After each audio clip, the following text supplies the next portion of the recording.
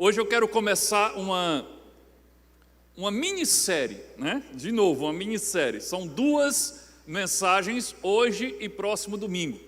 E o tema, o título dessa minissérie é A Segurança nos Braços do Pai. A Segurança nos Braços do Pai.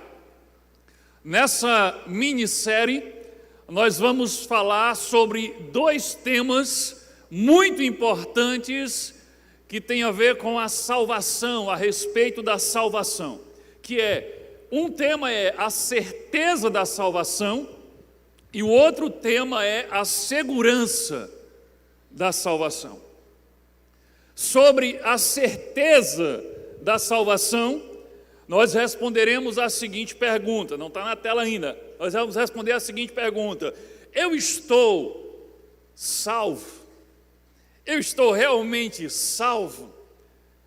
E na questão da segurança da salvação, nós vamos responder a pergunta: eu posso perder a salvação quando eu cometo pecados? Então essas são duas perguntas muito importantes a respeito do tema salvação, que muito discípulo de Jesus não sabe a resposta. Será que eu estou realmente salvo? E a outra ok, estou salvo, mas será que eu vou perder a salvação quando eu cometo algum pecado? Ou será que a cada pecado que eu cometo, eu perco a salvação? Querido, se você tremeu diante dessas perguntas iniciais, então fique atento que a mensagem de hoje é para você. Pensa só nessa pergunta aqui: e se o arrebatamento acontecesse agora? Você iria com Jesus? Muito bem. A intenção não era que você respondesse assim alto, não, mas já que você respondeu, responda só para você. E vai que chega uma que a resposta é não, aí vai ficar. Então, nós acabamos de cantar agora sobre o arrebatamento. E se o arrebatamento acontecesse agora, você tem convicção de que você iria com Jesus? Sim, não ou não sei. Próxima pergunta: se você morresse agora, ok, você não teve o privilégio de estar vivo no arrebatamento da igreja, na vinda de Cristo, mas e se você morresse agora? Você estaria salvo e iria para a presença de Cristo? Você tem convicção que sim? Ou a resposta é não, ou a sua resposta seria não sei, talvez, ou aquela mais clássica: Deus é quem sabe. Pensa nisso. Vamos orar enquanto você pensa. Deus amado, em nome de Jesus, Pai, nós te louvamos por esse tempo precioso aqui nesse lugar. Pedimos, Deus, a direção do Teu Espírito Santo. Põe a Tua mão, Deus, sobre nós, sobre esse lugar, sobre tudo que está acontecendo aqui. Tem misericórdia de mim, Deus, que estou aqui com a responsabilidade de trazer a Tua palavra. Em nome de Jesus, Deus, derrama sobre mim sabedoria, discernimento e autoridade espiritual. E abre a nossa mente, o nosso coração, para que possamos compreender as verdades da Tua palavra que são capazes de nos libertar e nos salvar. Fala conosco nessa noite. Nós queremos que o Teu Espírito Santo seja o nosso professor. Nós oramos assim em nome de Jesus. Amém.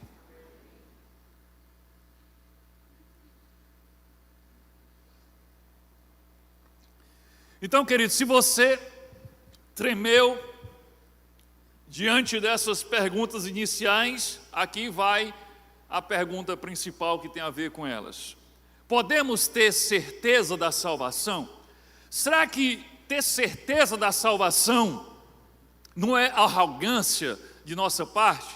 Tem muita gente que diz assim: não, Deus é que sabe, porque no íntimo dele ele pensa: se eu disser que eu estou salvo, eu estou sendo arrogante. Então, por uma questão de humildade, é melhor dizer que Deus é quem sabe, eu não sei, talvez. Ou, de repente, você não sabe a resposta por outro motivo, ou você diz que não sabe por outro motivo. Mas se você ficou em dúvida a respeito da sua salvação, eu tenho uma boa notícia para você. É isso mesmo. Se você tem dúvida sobre sua salvação, eu tenho, na verdade, uma boa e uma má notícia. Pode ser que para você seja boa, mas pode ser que para alguém seja má. Não vai ser as duas notícias para uma pessoa só. Mas eu tenho uma boa e uma má notícia. Espero que para você seja boa. Mas mesmo que seja má, ainda assim será uma boa notícia, porque você vai poder fazer algo a respeito. A boa notícia é, você tem dúvida da salvação. A boa notícia é, Deus quer tirar a sua dúvida. Ele quer te dar certeza de que você está salvo e seguro nos braços dele. É isso que tem a ver o tema da série. A segurança nos braços do Pai é esse tipo de segurança. A segurança, ou seja, eu estou salvo, estou seguro, estou guardado nos braços do Pai. Mas Ele quer te dar essa certeza, mas é claro que Ele só quer te dar essa certeza se você de fato estiver salvo, porque Ele não quer enganar você. Jesus deseja que todos os seus discípulos tenham segurança no seu relacionamento com Ele. E a prova disso é que Deus, tem na tela, Deus usou as Escrituras Sagradas para nos dar a certeza da salvação. Por isso que eu digo, Deus quer que você tenha certeza. Deus quer tirar a sua dúvida, porque Ele usou a Escritura Sagrada para nos dar a certeza da salvação. Veja só a intenção de Deus quando inspirou o apóstolo João a escrever uma de suas cartas. Olha o que João diz na sua primeira carta, no capítulo 5, versículo 13. Olha a intenção, olha aqui, ó. Eu escrevo essas coisas a vocês que creem no Filho de Deus, para que, ou seja, qual o propósito que ele escreveu? Para que vocês saibam que tem vida eterna. Querido, vamos meditar um pouquinho nesse texto. Preste atenção no que a gente acabou de ler. João está dizendo, eu estou escrevendo essas coisas para vocês que creem no Filho de Deus, para que vocês saibam que tem vida eterna. Primeira coisa, para quem é que João está escrevendo isso aí? Para quem é que João está escrevendo? Ele diz para quem está escrevendo e ele diz para que está escrevendo. Para quem ele está escrevendo? Para aqueles que creem no Filho de Deus. Ou seja, João está escrevendo para quem? Para salvos, para discípulos de Jesus, para pessoas que creem no Filho de Deus. Então observe que ele está falando com discípulos de Jesus, com irmãos em Cristo. Para que ele está escrevendo para esses irmãos? Ele diz, para que vocês saibam que tem a vida eterna. A intenção de João é, eu estou escrevendo para que vocês saibam dessa verdade, você tem vida eterna. Ora, se ele está escrevendo com esse propósito, é porque existiam, no meio da igreja primitiva, discípulos de Jesus, pessoas convertidas, que estavam salvas, mas não tinham certeza da salvação. Você pegou aqui? João estava escrevendo isso porque haviam crentes, discípulos, que criam no Filho de Deus, que faziam parte da igreja, que eram salvos em Jesus, mas que tinham dúvida da sua salvação. E João está dizendo, eu estou escrevendo isso aqui para tirar de uma vez por todas as dúvidas de vocês. Então não se sinta o pior de todos os discípulos. Se bateu uma duvidazinha no seu coração quando eu fiz aquela pergunta, se você morrer agora, você está salvo? Ou se o arrebatamento for agora e você, ai meu Deus, será que eu vou? Não se sinta o pior dos discípulos se você teve uma pontinha de dúvida ou uma pontona de dúvida a respeito da sua salvação, porque isso é mais comum do que você pode pensar. Os crentes da igreja primitiva já enfrentavam esse problema da dúvida, e é por isso que João está escrevendo para eles. Porém, presta atenção, porém, ser discípulo de Jesus e duvidar da salvação não é saudável, não é bom e não é correto. Por isso que João escreveu uma carta para corrigir esse problema entre os irmãos. A dúvida a respeito da sua salvação, ela pode indicar duas realidades a seu respeito. Aqui é que está a questão.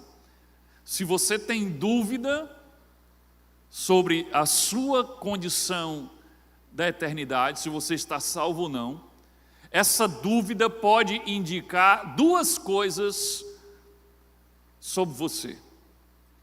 Primeiro, a primeira possibilidade é que você tem dúvida porque você está na mesma condição dos irmãos da igreja primitiva a quem João escreveu. Ou seja, você é um discípulo de Jesus autêntico, salvo pela graça de Deus, porque crê no Filho de Deus, precisando apenas de esclarecimento bíblico para estar seguro da sua salvação. Essa é a primeira possibilidade. Espero que, se você teve dúvidas, esse seja o seu caso. Você está salvo. Você crê no Filho de Deus. Você foi salvo pela graça e misericórdia de Jesus. Mas está faltando só um pouquinho de esclarecimento bíblico para que você tenha certeza e você desfrute da segurança que há no relacionamento com Deus. Mas pode ser que esse não seja o seu caso. Pode ser que a dúvida que brotou no seu coração a respeito da salvação indique outra situação a seu respeito. Pode ser que você sentiu dúvida porque você não é e nunca foi um verdadeiro discípulo de Jesus. E por isso não existe certeza de salvação, nem segurança no seu relacionamento com Deus, porque na verdade você nem é salvo, nem vive de fato um relacionamento com Deus. E é por isso que você duvida da sua salvação. Essa é a outra possibilidade. Se esse é o seu caso, você pode estar agora se questionando, ou questionando o pastor aí na sua mente, e dizendo: como assim, pastor? Como assim não sou salvo? Eu participo da igreja há anos, talvez há décadas. Pode alguém estar dentro da igreja, participar da igreja, até servir na igreja, talvez até liderar na igreja, e não estar salvo? E a resposta é triste, mas é verdadeira. A resposta é sim, é possível. É possível. Na igreja, existe pelo menos dois tipos de pessoas. O primeiro tipo são as pessoas que fazem parte apenas da instituição, da organização humana, a Igreja Batista Vida Nova, no caso. Sabe, essa instituição, essa organização humana que tem um CNPJ, que tem um endereço, você faz parte disso. Tem pessoas que fazem parte apenas disso. E elas vivem apenas uma religiosidade vazia e não um relacionamento íntimo com Deus por meio de Cristo. E o outro tipo de pessoa são aquelas que, além de pertencer à instituição humana, igreja, elas pertencem ao corpo de Cristo, ao organismo vivo chamado igreja, corpo de Cristo. Elas vivem um relacionamento verdadeiro com Deus. E essas, claro, estão salvas pela graça de Cristo. Agora tem uma pergunta que pode nos ajudar a descobrir em qual desses dois grupos estamos. Se eu sou apenas aquele que vive uma religiosidade vazia e faço parte apenas da instituição humana, ou se eu sou aquele que faz parte do corpo de Cristo e vive um relacionamento com Deus de verdade. Qual dos dois tipos de membro da igreja eu sou? E sabe qual é a pergunta que nos ajuda a esclarecer isso? A pergunta é: O que levou você a fazer parte da igreja? Vamos fazer uma auditoria aí no que trouxe você à igreja?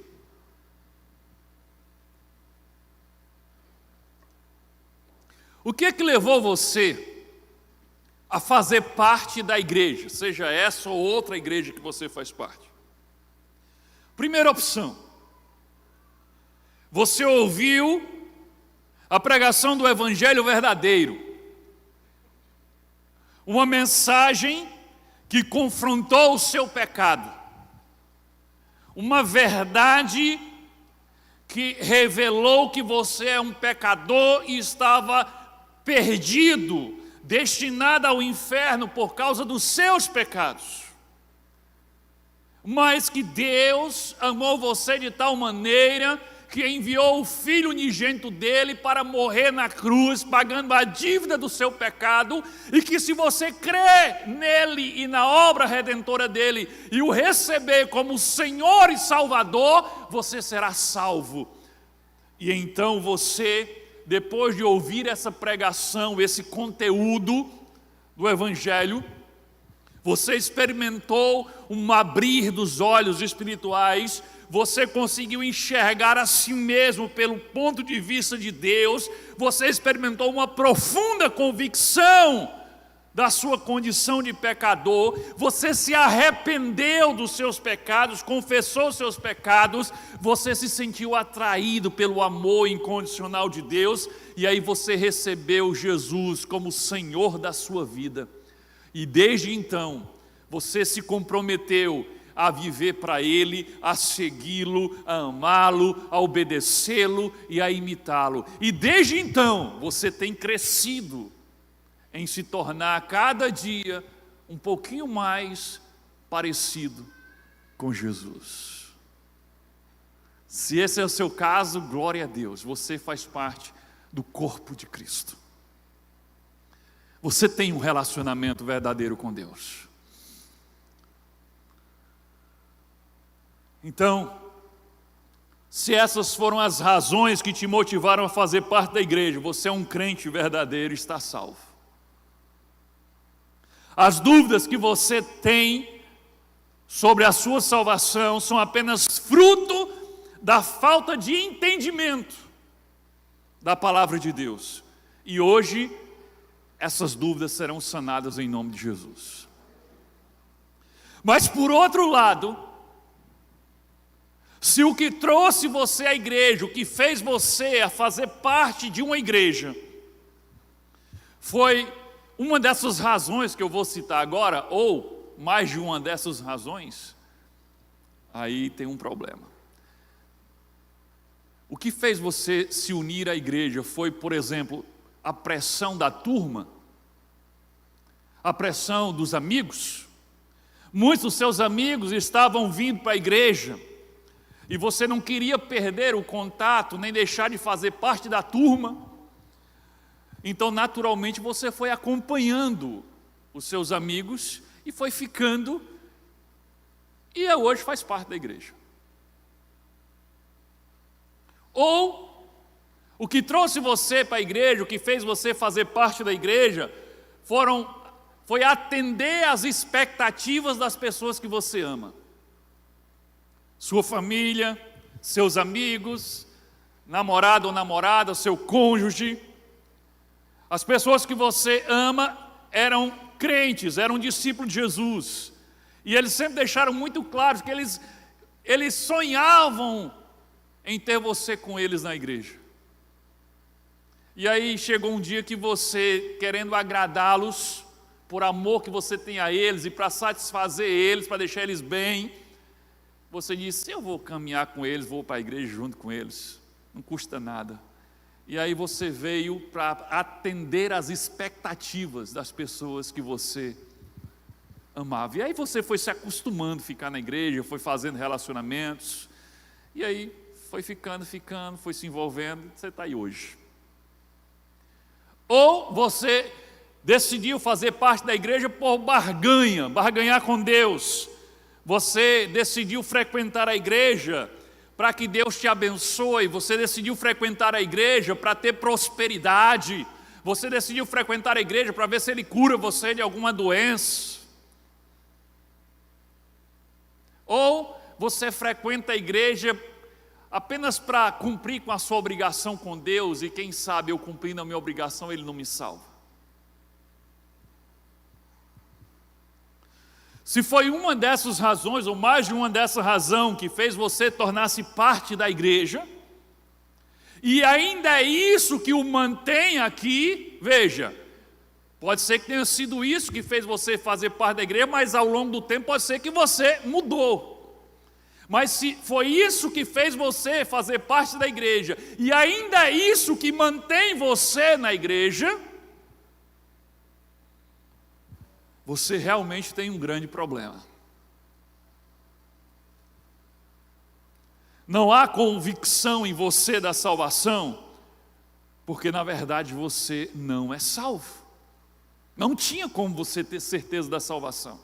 Não tinha como você ter segurança no seu relacionamento com Deus, porque você não tem relacionamento com Deus. Você entrou na instituição, na igreja, mas você não entrou pela porta das ovelhas. Você pulou a cerca do curral.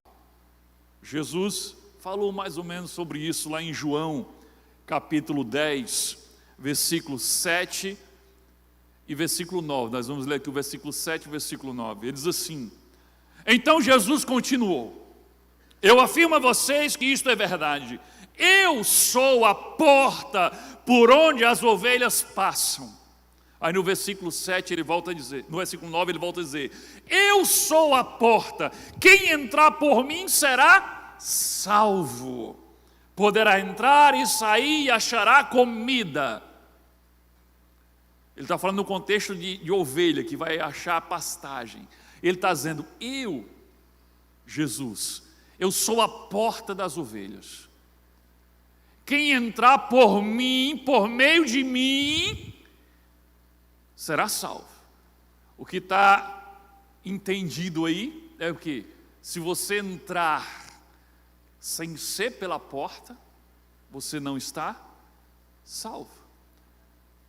Se você não entrou na igreja, se você não fez parte da igreja por causa de Cristo, por meio de Cristo, por causa do Evangelho de Cristo, que convenceu você do seu pecado, que confrontou o seu erro, que fez você se quebrantar e se arrepender diante de Deus e pedir misericórdia e crer na obra redentora de Cristo e se entregar a Ele e recebê-lo como teu Senhor e Salvador, se não foi assim, então você não passou pela porta que é Cristo. E se você não passou pela porta que é Cristo, você não está salvo, embora frequente ou participe ativamente de uma igreja.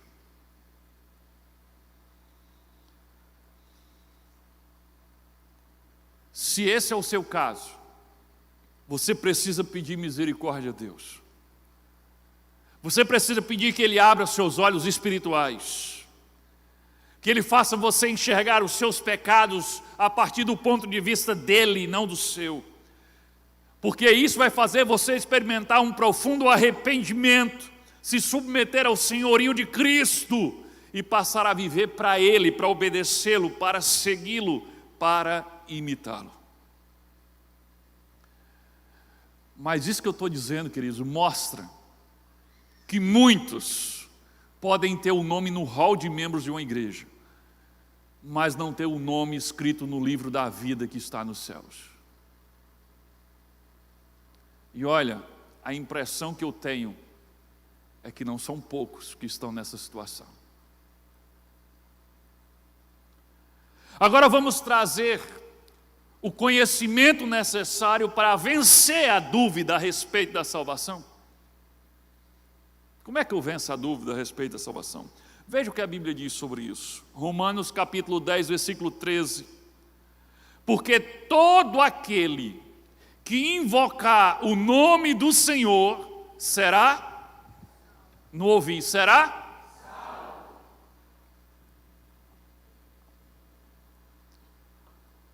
Então preste atenção. Todo aquele que invocar o nome do Senhor. O que é invocar o nome do Senhor? Invocar é buscar de todo o coração.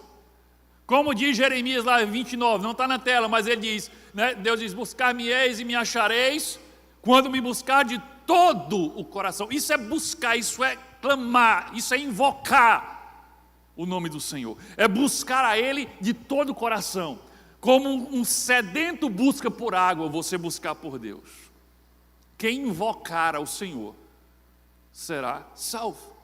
Romanos capítulo 10, versículo 9, olha o que diz. A saber, ou seja, saibam disso, se com a tua boca confessares ao Senhor Jesus, e em teu coração, observe, com a tua boca confessar, e em teu coração creres que Deus o ressuscitou dentre os mortos, serás salvo.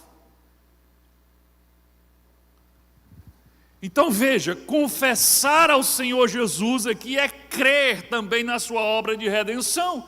Crer que Deus o ressuscitou dentre os mortos, ou seja, crer que Ele morreu na cruz pelos meus pecados e que Ele ressuscitou ao terceiro dia. Eu confessar com a minha boca e eu crer com o meu coração nisso.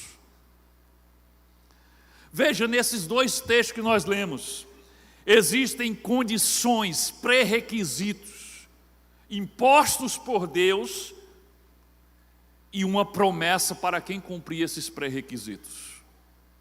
Vocês perceberam isso? Existem condições e existem promessas. Na verdade, condições e uma promessa. Qual é a promessa? A promessa está sempre no final, ele diz, e serás salvo. A promessa é essa, serás salvo. E quais são as condições que nós vimos nesses dois textos para que alguém seja salvo? Buscar a Deus de todo o coração, invocar o nome do Senhor, confessar que Jesus é o teu Senhor diante dos homens, e crer no teu coração na obra redentora de Cristo, crer que Ele morreu e Deus o ressuscitou ao terceiro dia. Esse é o pré-requisito. Agora olha que coisa maravilhosa. Aqui nesses pré-requisitos não tem nada sobre ser perfeito. Olha que coisa boa. Não tem nada sobre ser perfeito. De nunca errar, nunca pecar.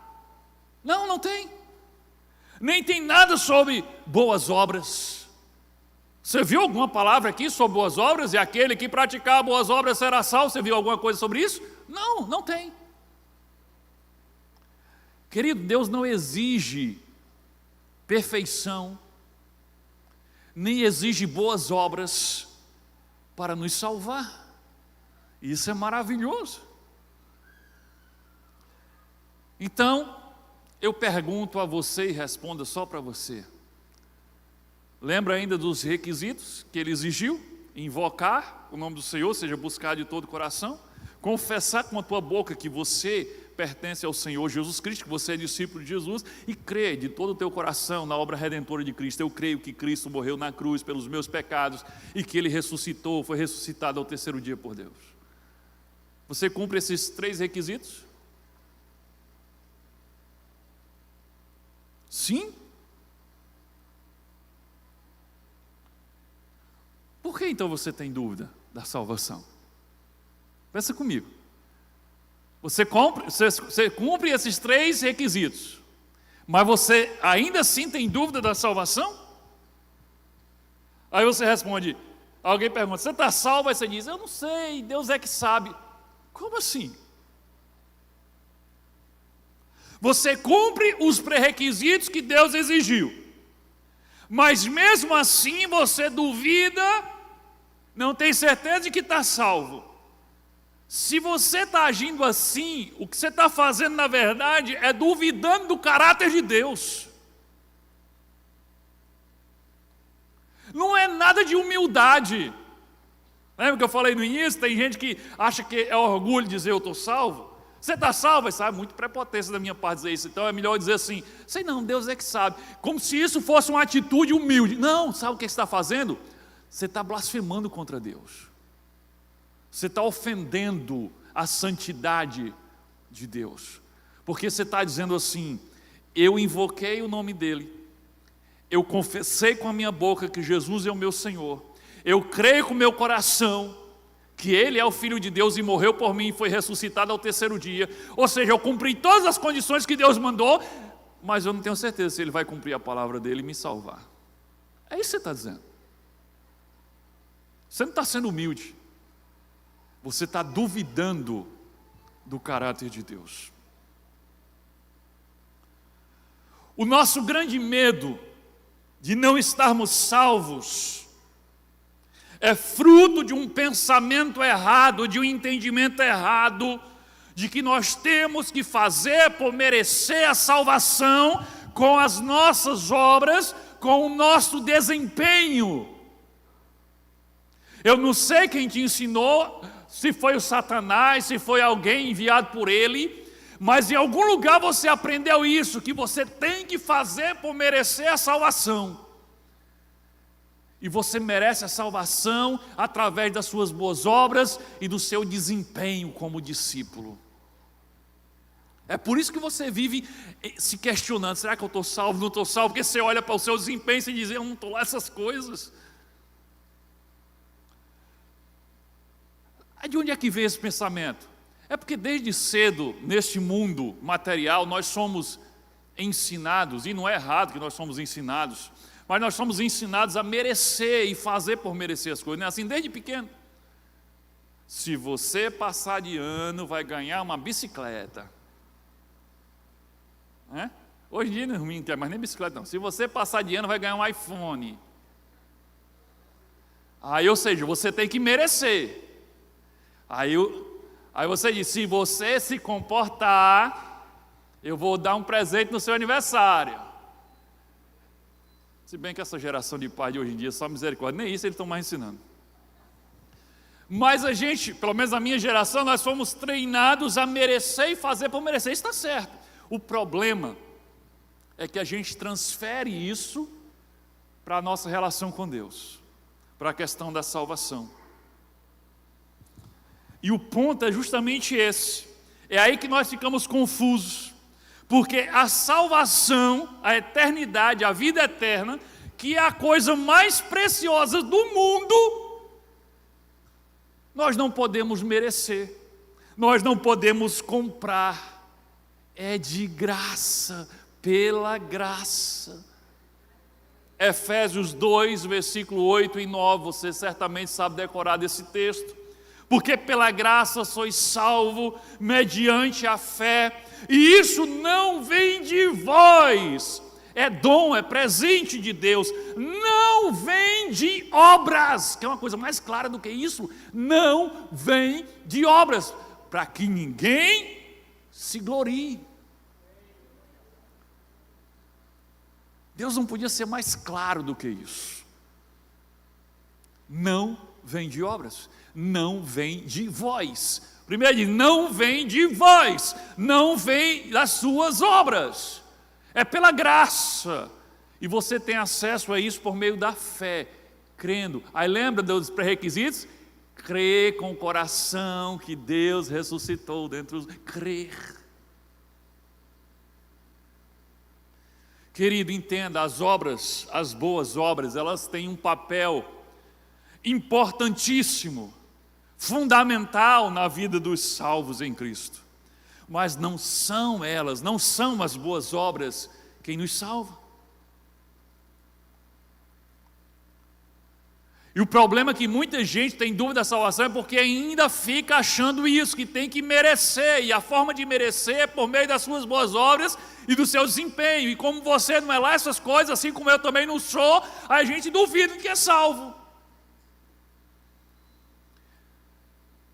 Além da Bíblia dizer claramente isso, uma prova clara, registrada na Bíblia, de que a salvação não tem nada a ver com o nosso desempenho, não tem nada a ver com boas obras, é o episódio da crucificação de Cristo. Vocês lembram? Aqui tem uma cruz, mas lá tinham 3, lembram? Tinha 2 cabos de pé, um de um lado ou do outro. Teve um deles que decidiu zombar de Jesus, e teve um outro que decidiu pedir misericórdia, e creu que Jesus era o Filho de Deus. E ele disse, Senhor, lembra-te de mim quando entrares no teu reino. Olha como ele reconheceu quem Jesus era. Olha como ele creu em quem Jesus era.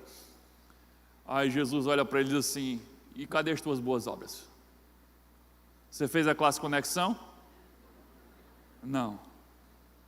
Você participou do ministério de recepção, estacionamento, PGM? Já era, vai dar não. Claro que Jesus não disse isso. Jesus diz: ainda hoje estarás comigo no paraíso. Eu pergunto: onde estavam as boas obras daquele camarada? Canto nenhum. Ele mesmo disse para o outro bandido: nós estamos aqui porque merecemos. Olha, você consegue compreender aqui? O que foi que aconteceu com ele? Ele começou a ver ele pela ótica de Deus. Ele viu os pecados dele, ele se arrependeu e diz: eu mereço, eu não presto, eu estou aqui porque eu mereço. Aí o que é que ele faz? Pede misericórdia. Onde é que estavam as boas obras daquele homem? Em canto nenhum. Ele fez o que era errado até o momento da sua morte. Ele não teve tempo de descer da cruz e fazer boas obras. Ele foi da cruz para a vida eterna. Qual é o merecimento daquele homem? Nenhum. Ele foi salvo pelo desempenho dele? Claro que não. Muitos não se sentem seguros quanto à sua salvação, porque cultivam a ideia de que Deus deseja nos mandar para o inferno. Sabe? Para pensar nisso. Tem muita gente que duvida da sua salvação, porque no íntimo ele vê Deus dessa forma. Ele vê Deus doidinho, para mandar um para queimar no quinto dos infernos.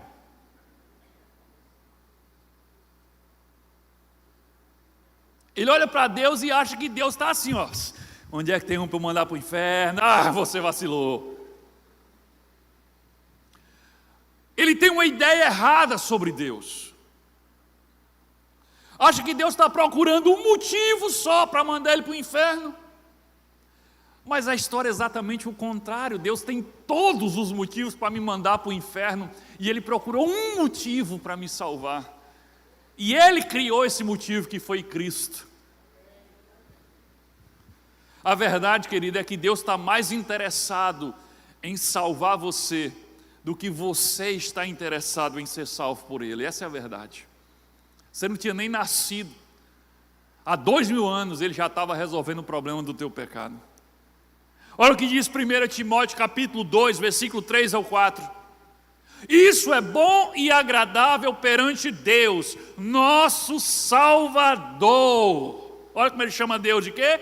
Salvador. Olha o que ele diz: que Deus deseja que todos os homens sejam salvos e cheguem ao conhecimento da verdade. Qual é o desejo de Deus revelado aqui na palavra? É que todos sejam condenados? Deus está doidinho para mandar você para o inferno? Não, o desejo de Deus era que todos sejam salvos. Salvar todos por meio de Jesus. Querido, Deus não está contra você, Ele está a seu favor. Ele tomou a iniciativa, Ele mandou Jesus à terra se fazer carne, habitar entre nós, morrer no nosso lugar, arcar com as consequências do nosso pecado.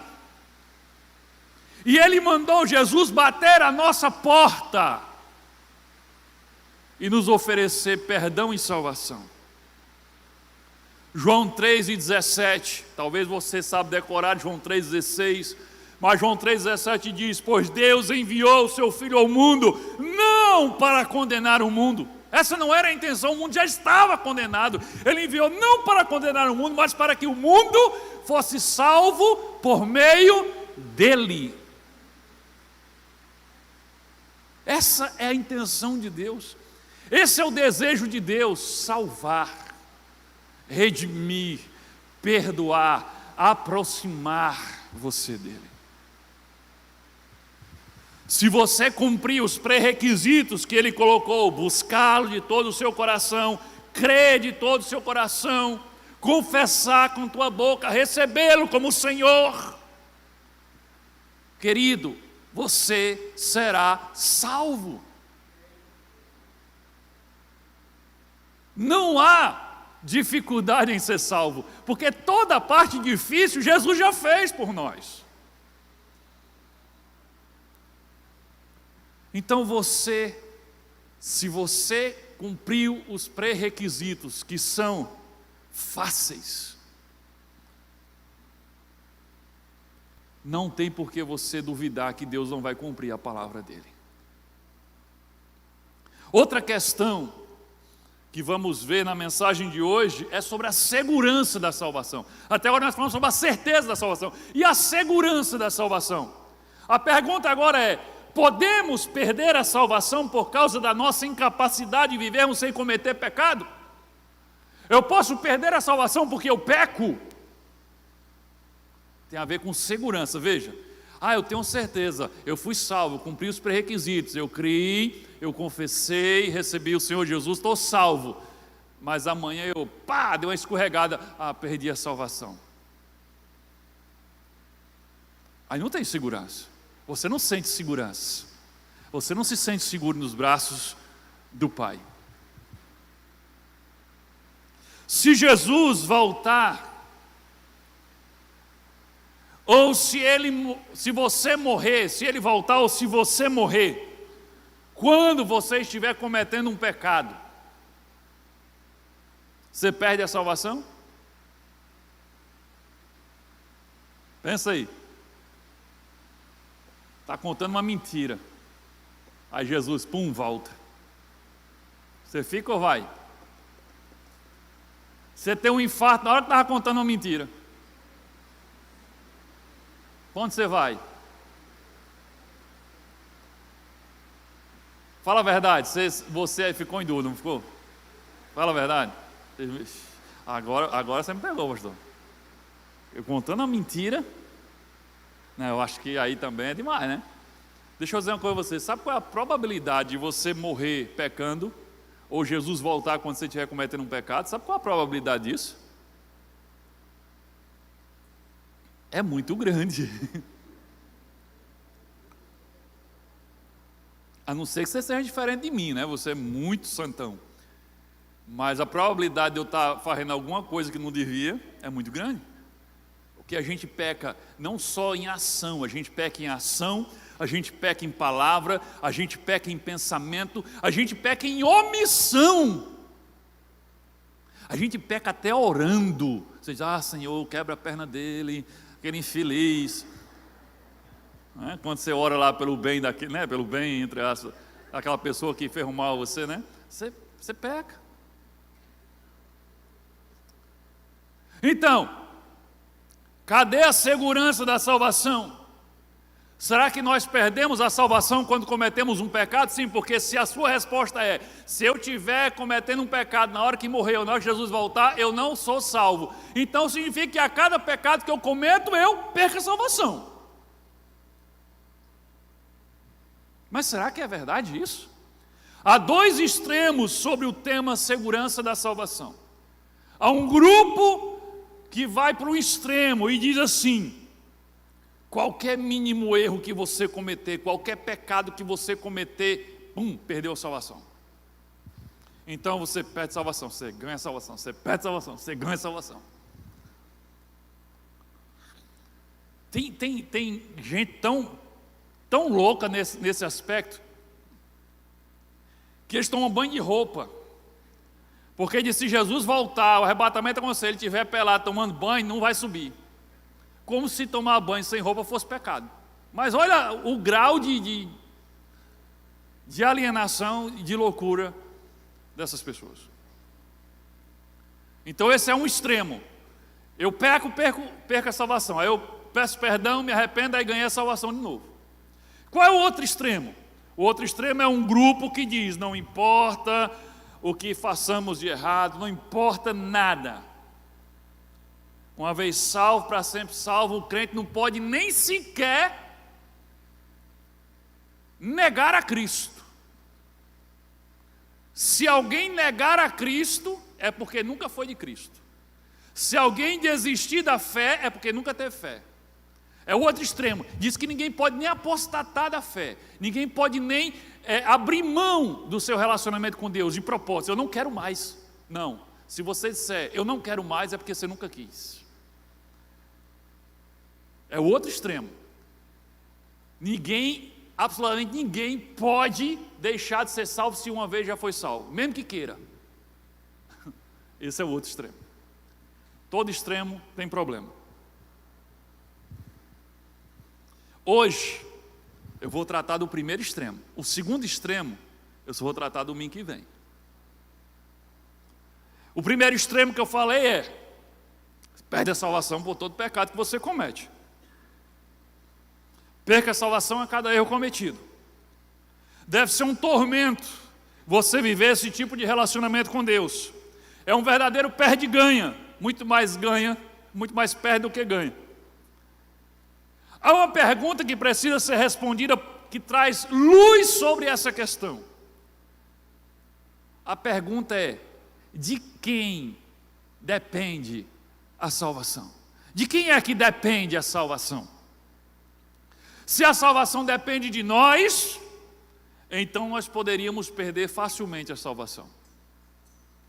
Se a salvação depende de mim, então seria correto eu pensar que poderia facilmente perder a salvação. Mas a verdade revelada pela Bíblia é que a salvação depende de Deus e não de nós. Lembra de Efésios 2, 8, 9? Porque sois salvos pela graça, mediante a fé. Isso não vem de vocês, é um presente de Deus. Não vem das suas obras, para que ninguém se glorie.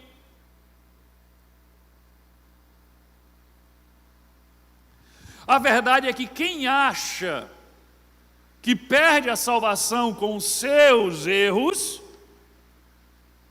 é porque no seu íntimo também acha que ganha, conquista a salvação com os seus acertos. Pegou? Se você é o tipo da pessoa que quando comete um pecado diz, perdi a salvação, você é o tipo de pessoa que quando faz as coisas certinho diz, ganhei, mereci, conquistei a salvação, eu sou o bonzão, eu sou o bichão da salvação, eu ganhei a minha salvação. Isso está errado, porque ninguém consegue merecer salvação, ninguém consegue conquistar a salvação. Diz, é de graça por meio da fé, é de graça, é presente de Deus, é dom de Deus. Veja alguns textos que falam da segurança da salvação. João capítulo 10, versículo 27 ao 29. Jesus diz, as minhas ovelhas ouvem a minha voz, eu as conheço e elas me seguem, eu lhes dou a vida eterna, e elas jamais perecerão. Ninguém as poderá arrancar da minha mão. Meu Pai as deu para mim. Aliás, meu Pai que as deu para mim é maior do que todos. Ninguém as pode arrancar da mão do meu Pai. Ele está dizendo, eu dei a vida eterna às minhas ovelhas. Ninguém pode arrancar ela das minhas mãos. E nem ninguém pode arrancar ela das mãos do meu Pai que deu elas para mim. Querido, Deus não tem mão de alface. Sabe, aquele goleiro frangueiro, quando vai botar a mão amolece e diz, é mão de alface. Pronto, Deus não tem mão de alface. Ele está dizendo, ninguém pode arrancar as minhas ovelhas da minha mão. O diabo não pode arrancar você das mãos de Deus, não pode arrancar você das mãos de Jesus.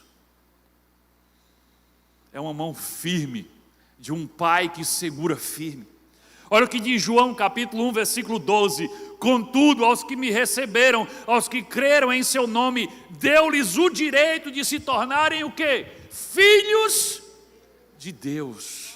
Aos que o receberam, aos que creram no seu nome, ganharam o direito de serem feitos filhos de Deus. Quando você recebeu Jesus como seu Senhor, você não se tornou apenas discípulo de Jesus, você não se tornou apenas servo de Deus, Aqui o texto está dizendo, você se tornou filho de Deus. Abre a tua cabeça para essa verdade. Quando você creu em Jesus e o recebeu na tua vida como Senhor, você se tornou mais do que servo, mais do que discípulo. Você se tornou filho de Deus. Discípulo pode facilmente deixar de ser discípulo. Eu não quero mais seguir, não quero mais imitar, vou deixar de ser discípulo. Servo pode deixar de ser servo. Agora filho, você conhece algum ex-filho? Para um filho ser deserdado não é uma coisa assim muito simples, não. Você deserdar um filho é algo complicado, complexo e raro. É possível? É, eu já estou abrindo aqui já estou abrindo, já dando um spoilerzinho no próximo domingo. É possível? É possível deserdar um filho. Mas não é uma coisa comum, é uma coisa rara e complexa.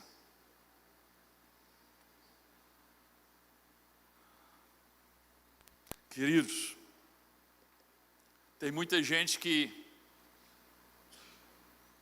por falta de compreensão da palavra, vive um relacionamento doentio com Deus. Cada vez que ele desobedece, ele diz, deixei de ser filho. Aí ele obedece, voltei a ser filho. Eu pergunto, você faz isso com seu filho? Jesus certa vez assim, vocês que são homens, nós são maus, vocês, seu filho pedindo pão, você por acaso dá uma cobra? E por acaso o vosso pai que está no céu não é muito melhor do que vocês, não vai dar o que vocês estão pedindo? Ele está dizendo assim, se vocês pais humanos, pecadores, sabem dar boas coisas aos seus filhos, imagine o vosso Pai Celestial. Ele está fazendo essa comparação. Aí eu uso essa mesma comparação aqui e digo, você como pai, como mãe, você deserda o seu filho a cada desobediência dele? Seu filho desobedece, aí você diz, não é mais meu filho não, vai-se embora em casa. Aí ele, me perdoa, tá, é meu filho de novo. Você vive deserdando ele, botando ele para fora de casa, ele não é mais seu filho. A cada desobediência dele, você diz que ele não é mais filho. Aí quando ele se arrepende, você diz que ele é filho de novo. Você faz isso com seu filho? Não. Mas você acha que Deus, o Pai Celestial, faz isso com seus filhos? Claro que não. 2 Timóteo capítulo 1, versículo 12. Por essa causa também sofro, mas não me envergonho. Olha o que Paulo diz aqui. Porque sei em quem tenho crido, e estou bem certo que é poderoso para guardar o meu depósito, em algumas versões diz o meu tesouro, até aquele dia, ou até o dia final, em algumas versões. Porque eu sei em quem tenho crido, e estou bem certo que Ele é poderoso para guardar o meu tesouro até o dia final. Que tesouro é esse? Que depósito é esse que Paulo está dizendo que Deus, Jesus, é capaz de guardar até o dia final? É a salvação que ele está falando aqui. Esse é o tesouro, esse é o depósito. Ele diz, eu sei quem tem crido, Ele é poderoso para guardar até o dia final o meu tesouro. Que tesouro? A salvação. Quem guarda não era Paulo, quem guardava era o Senhor. Ele diz, aí eu estou sossegado, porque eu sei que é Ele quem guarda. Mas pastor, se eu não perco a salvação quando eu cometo um pecado, o que acontece então, quando um salvo peca? 1 João capítulo 2, versículo 1 a 2. Meus filhinhos, olha, lembra, você foi feito o quê? Filho, João 1,12. Você foi feito filho de Deus. Meus filhinhos, é assim que o apóstolo está se referindo, para lembrar a gente da filiação. Escrevo-lhe essas coisas para que vocês não pequem. Para que vocês não pequem. Se, porém, alguém pecar, temos um intercessor junto ao Pai. Em outras versões diz, temos um advogado junto ao Pai, Jesus Cristo, o justo. Ele é a propiciação, o sacrifício pelos nossos pecados, e não somente pelos nossos, mas também pelos pecados de todo o mundo. Então o que é que acontece quando um salvo peca? Além dele se entristecer com o pecado, porque o Espírito Santo que habita nele se entristece, e ele também se entristece com o seu pecado. Aqui diz que no céu nós temos um advogado, um intercessor, um mediador, e o nome dele é Jesus Cristo. E esse mediador intercede por nós, e ele mesmo é a propiciação, ele mesmo é o sacrifício, o pagamento da dívida do pecado. Então, olha só, quando eu peco, Jesus se coloca entre mim e Deus. E Jesus intercede por mim. E não só intercede, quando Deus olha para Jesus, Ele vê no próprio Cristo, que carrega as suas marcas da cruz, Ele vê no próprio Cristo a propiciação, o pagamento pelo pecado que o Micaías cometeu. É por isso que eu sou salvo, não é porque eu sou bom, não é porque eu não peco, é porque Cristo morreu pagando a minha dívida, e eu apenas creio nele e recebi de graça a salvação que Ele me dá. Então, quando Deus olha para mim, Ele não vê a minha imperfeição, Ele vê a perfeição do Cristo que habita em mim.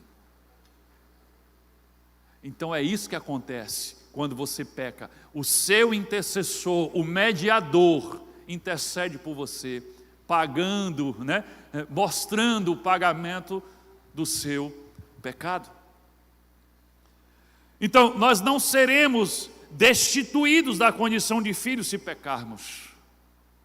João não diz isso, ele diz: porém, se nós pecarmos, se vocês pecarem, se alguém pecar, ele diz: vocês serão destituídos da condição de filhos. Não, ele diz: teremos um intercessor, um advogado junto ao Pai, que vai pedir por nós. Querido, não esqueça nunca disso. A salvação não é baseada no seu mérito, e sim no mérito de Jesus. Logo, ela é imperdível por causa dos seus vacilos e dos seus pecados, ou das suas fraquezas. Deixa eu dizer uma coisa para você: você não pode perder a sua salvação por causa da sua fraqueza, por causa dos seus deslizes, por causa da sua incapacidade de parar de pecar. Porque Deus sabe que você só vai parar de pecar quando você estiver na glória, depois de arrebatado, ou depois de estar na glória, recebendo um corpo transformado, sem a presença, a semente do pecado. Até lá, somos pecadores. Qual a diferença do crente para o que não é crente, do que foi salvo para o que não é salvo? É como nós nos relacionamos com o pecado. O salvo, o pecado para ele é um deslize, é um tropeço, é uma exceção. O que não é salvo, o pecado é um prazer, é a regra, e não a exceção, é a regra, é um deleite. Então a segurança da salvação é por causa do que Cristo fez por mim, e não por causa do que eu sou capaz de fazer. Mas sempre que a gente fala da segurança da salvação, surge um questionamentozinho na mente de algumas pessoas. Então, pastor, a segurança da salvação quer dizer então que eu não perco a salvação de jeito nenhum? É isso? Ou peco e não perco.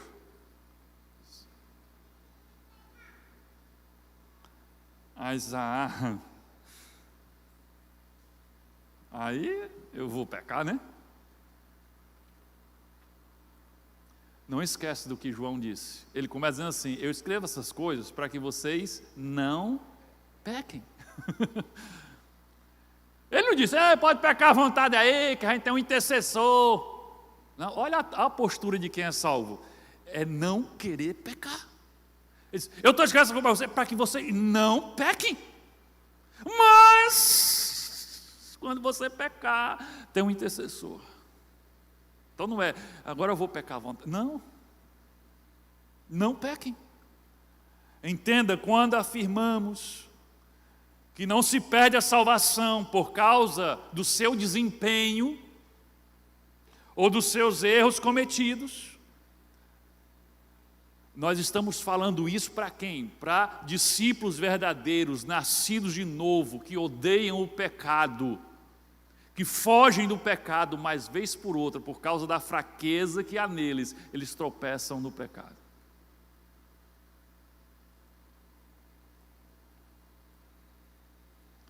O que eu estou dizendo, na verdade, é que alguém que ama a Deus de todo o coração, crê em Cristo e é submissa ao senhorio dele, essa pessoa não perderá a salvação quando fraquejar ou tropeçar,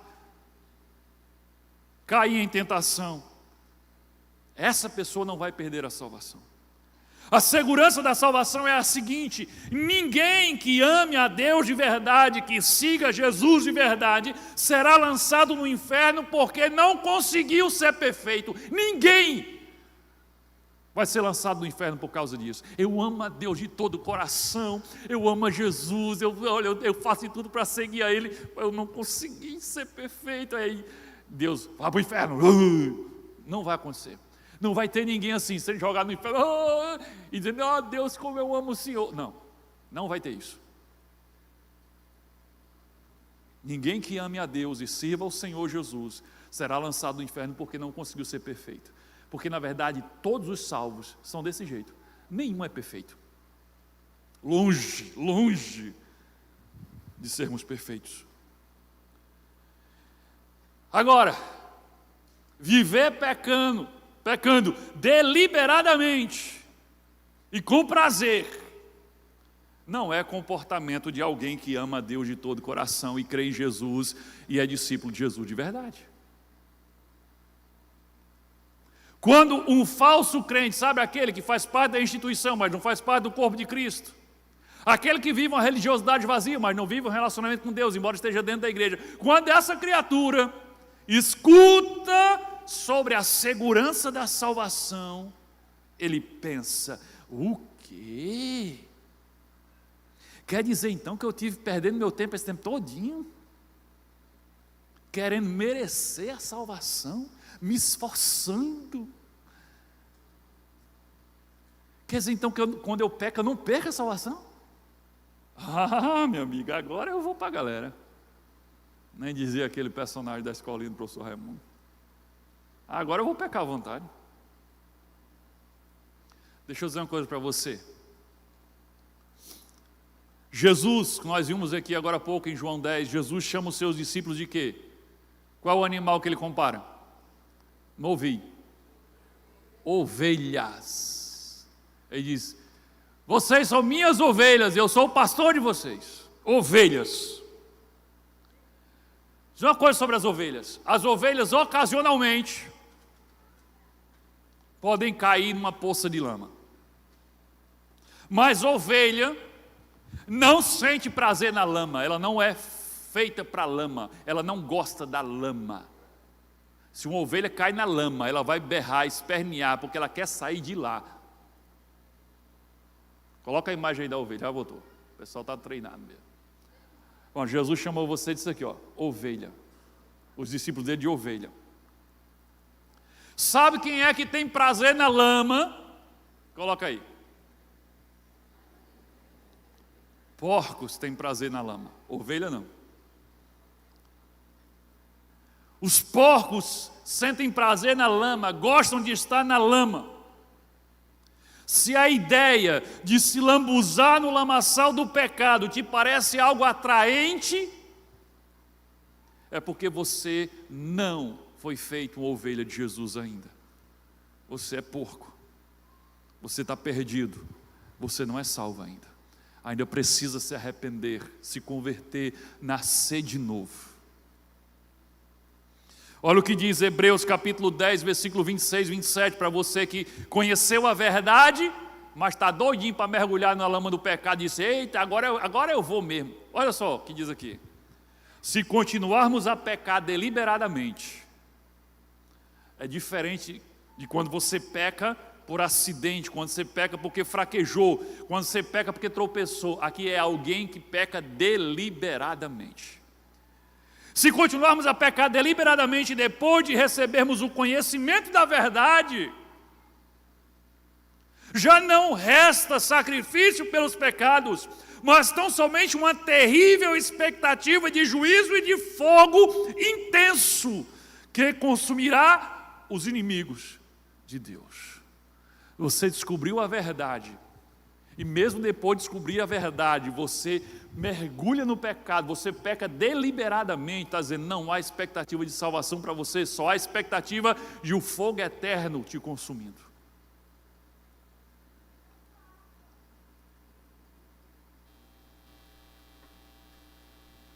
Se ao descobrir a verdade bíblica sobre a certeza da salvação e sobre a segurança da salvação, o seu desejo foi de mergulhar no lamaçal do pecado, isso é a prova que você nunca esteve realmente salvo, e é por isso que você tem dúvida da sua salvação. Para você, Jesus não passa de um seguro contra incêndio. Você não o ama, você não o segue, você não o obedece, você não o imita. Tudo que você vê nele é uma forma de se manter fora do inferno.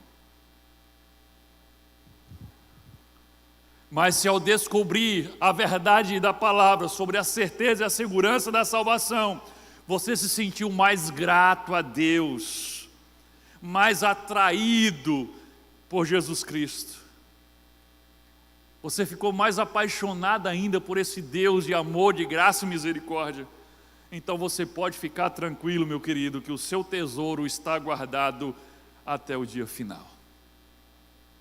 Amém? Queridos, eu quero concluir a mensagem de hoje, lendo para vocês um testemunho de um crente verdadeiro, que tinha dúvida da salvação.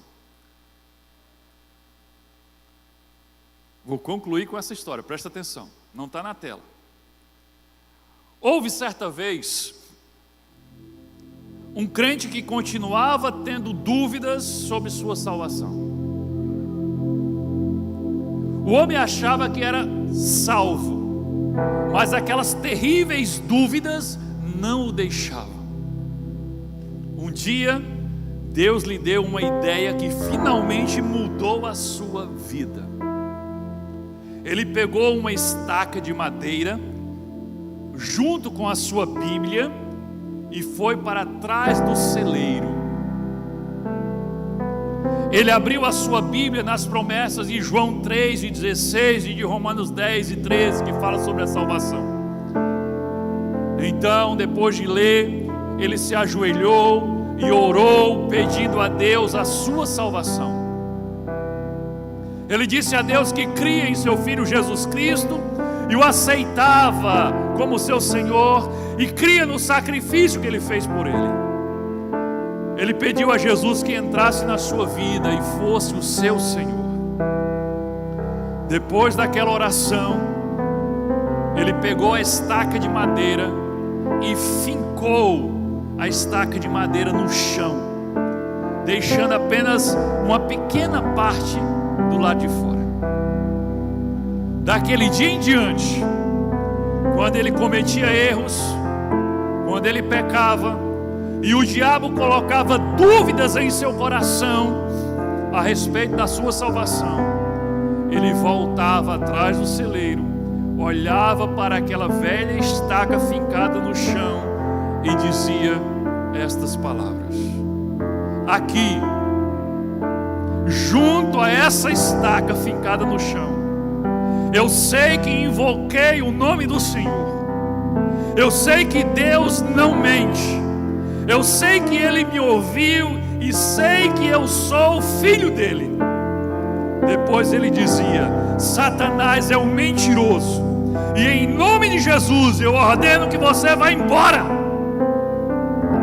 Não demorou muito, até que Satanás deixou de importuná-lo com dúvidas sobre sua salvação. O homem logo aprendeu que devia confiar nas promessas de Deus e não em seus sentimentos nem muito menos no seu desempenho. Amém? Que Deus nos abençoe em nome de Jesus.